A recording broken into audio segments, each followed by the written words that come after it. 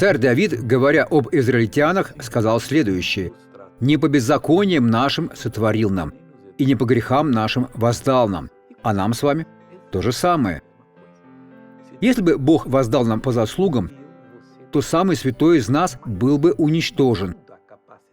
Настолько мы осквернены. Мы имеем склонность делать недостойное, думать о недостойном, ненавидеть, позволять демону посеять семя в нашем сердце и испортить наше прекрасное будущее.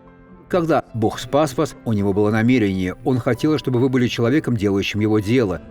И пастор вам объясняет, пастор пытается вас образумить, но вы противитесь, восстаете против этого, и однажды видите, что время ушло, и вы все упустили.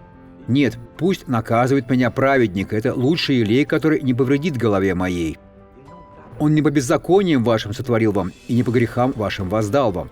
Он относится к вам согласно своей любви, милости и благодати. Посмотрите на этого человека. Болела рука. Уже как долго? 4 года. Чего вы не могли делать из этой боли? Я поднимала руку только досюда. Поднимали только досюда. А теперь? Слава Богу! Аллилуйя! Аминь.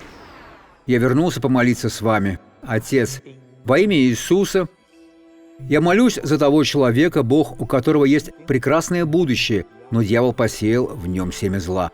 Бог, вырви с корнем это зерно, которое уже проросло.